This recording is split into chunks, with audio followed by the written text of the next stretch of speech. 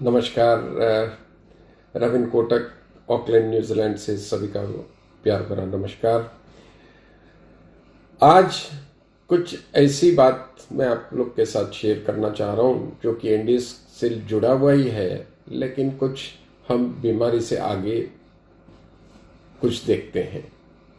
उसके पहले मैं एक साधक का प्रश्न है उसका समाधान कर लूँ। उनका प्रश्न ये था कि भाई हम रसाहार करते हैं तो उसका क्या फायदा है और क्यों करना चाहिए। तो उसका जवाब एक ही है कि आप जो है जब रसाहार करते हो तो कम से कम जो है आपकी एनर्जी डाइजेशन में खर्च होती है, और जितनी कम एनर्जी आपकी खर्च होगी उतनी ज़्यादा बॉडी की हीलिंग होगी। तो ये मुख्य कारण है उसका। और जब जूस पीते हैं तो उसको ज़्यादा क्रश करना नहीं पड़ता शरीर को या डाइजेशन करने में, तो आसानी से बड़े डाइजेस्ट हो जाता है, और जितना जल्दी डाइजेस्ट होता है उतना टाइम ज़्यादा हीलिंग को बॉडी को मिलता है।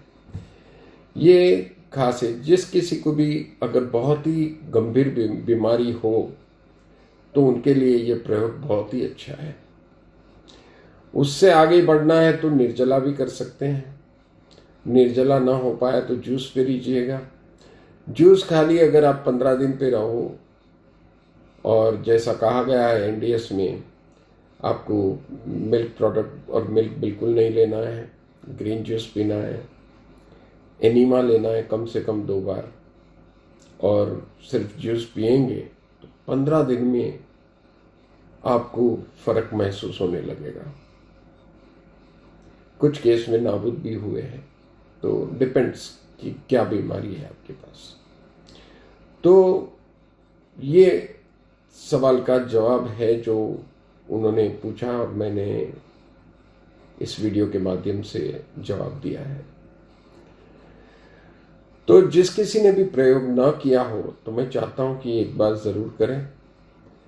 और कब कब हम होते हैं कि हमको लगता है कि हमें कोई बीमारी नहीं है, हम चल रहे फिर रहे, सब कुछ ठीक है, लेकिन ये सब आपका भ्रम है। एक्चुअली हम जो है स्वस्थ नहीं होते, लेकिन हम चलते फिरते तो हमें लगता है कि हम बहुत स्वस्थ हैं। लेकिन जब मैं भी यही सोचता था, मैं अच्छे खासा चलता था करता था, तो मुझे लगता था बस मैं स्वस्थ हूँ, लेकिन थकान ज़रूर लगती थी उस टाइम पे। लेकिन मुझे लगता था कि ये तो हर शरीर को लगती है, तो उसमें कौन सी बड़ी बात है। तो कभी ये नहीं सोचा कि मैं बीमार या स्वस्थ नहीं हूँ। जब मैंने एनडीएस का अनुभव किया, न्यू डाइट सिस्टम का, हमारे गुरुजी जवान जी के सानिध्य में, तो तब मुझे समझ में आया कि हकीकत में स्वस्थ क्या होता है शरीर।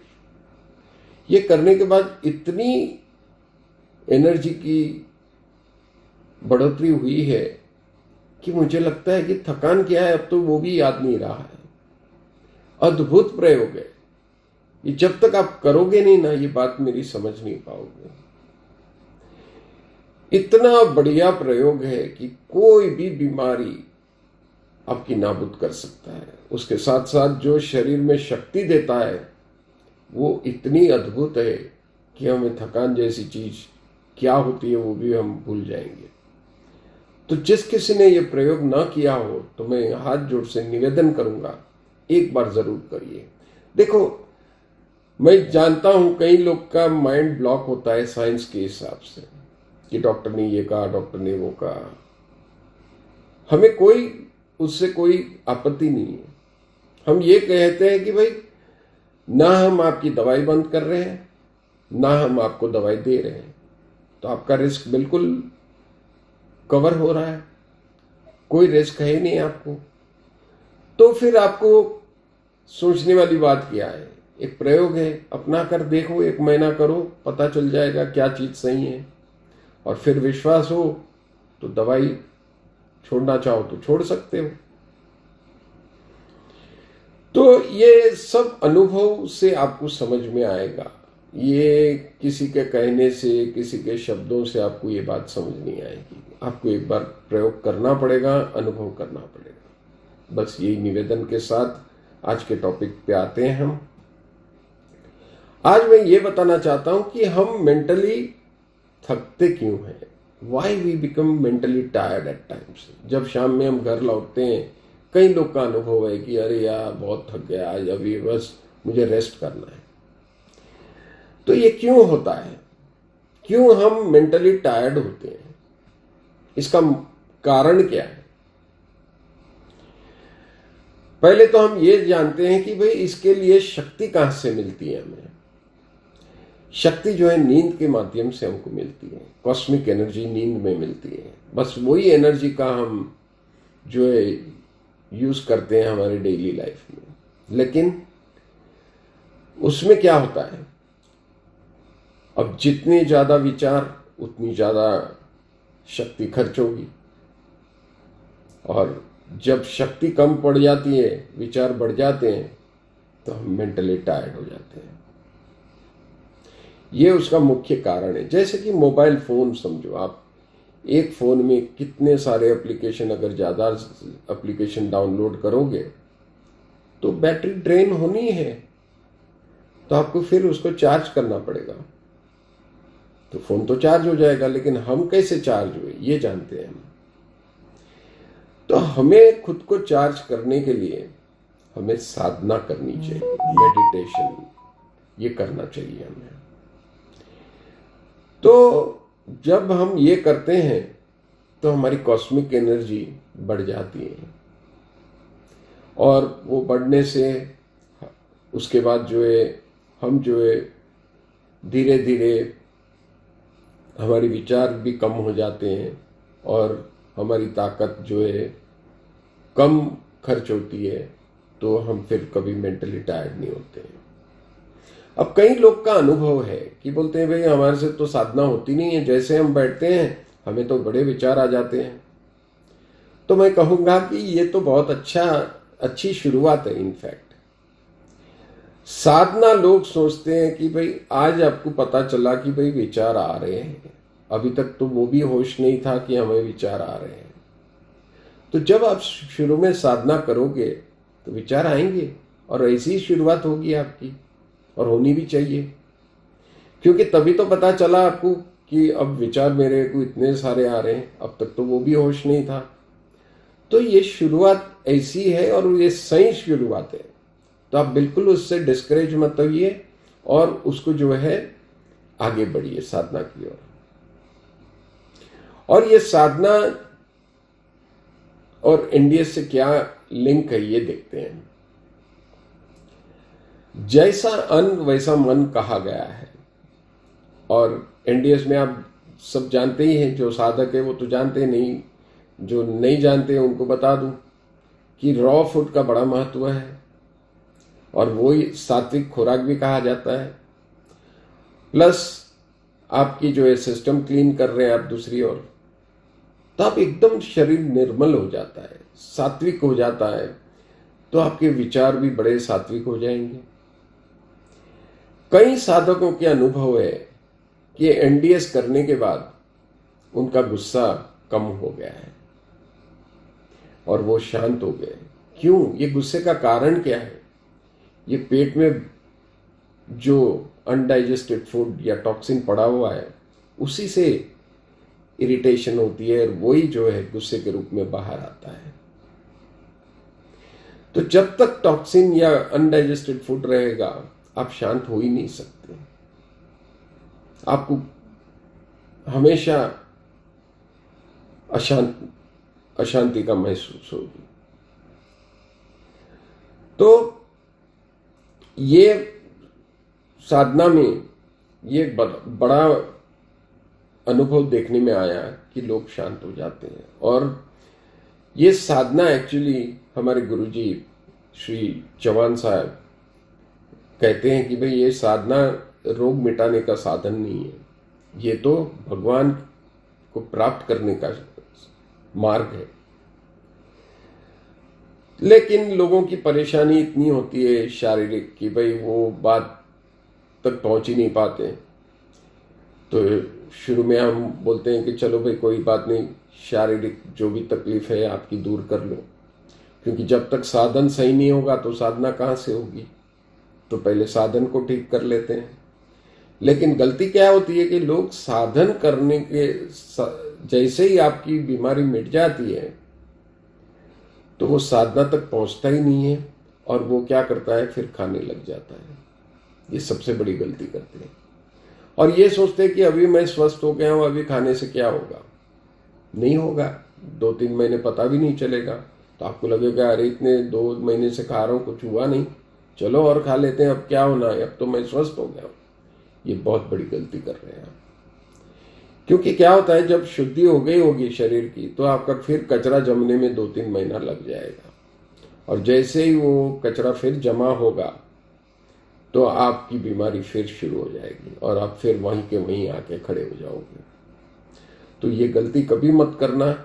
और जैसे इस मार्ग के ओर आगे बढ़ोगे तो आप जो है शरीर से तो आगे बढ़ के भगवान की ओर नजदीक जाने लगोगे।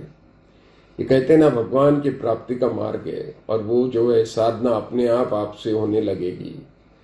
आप जो पहले बैठ नहीं पाते थे, आप 4-4, 6-6 घंटे बैठो, कुछ नहीं होगा आपको। इतनी फ्लेक्सिबिलिटी बॉडी में भी देखने को मिलेगी, और इतना गहराई से आपको अनुभव होगा साधना में भी कि वो शब्दों में कहा नहीं जाता।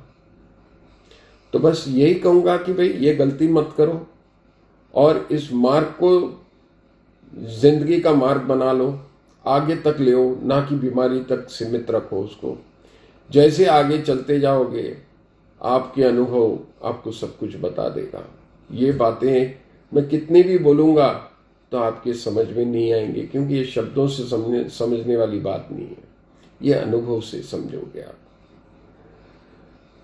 कहते हैं ना, हम सबसे ज्यादा आनंद कब लेते हैं, ये देखते हैं। हम जो है आनंद तब लेते हैं जब हम अपने आप को भूल जाते हैं।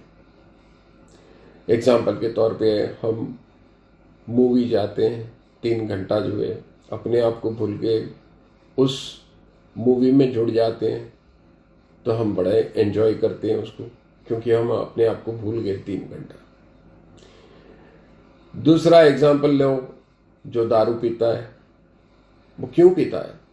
क्योंकि वो अपने आप को भूल जाता है, तभी वो एंजॉय करता है। जब जब आप अपने आप को याद रखते हो तो अपने साथ जुड़ी हुई हर मुश्किल या तकलीफें याद रह जाती हैं, और वो आदमी एंजॉय नहीं कर पाता है।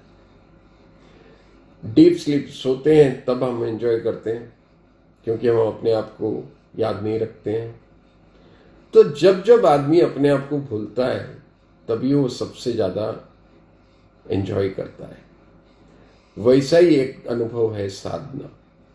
जब आप साधना करोगे तो उसमें भी आपकी अपने आप का एहसास धीरे धीरे मिटता चला जाएगा, और आप फिर उसका अनुभव करोगे, और आनंद, ब्लिस जो भी कहो, उसका अनुभव होगा आपको। तो मैं सभी से निवेदन करता हूं कि एनडीएस की साधना, न्यू डाइट सिस्टम जरूर करिएगा।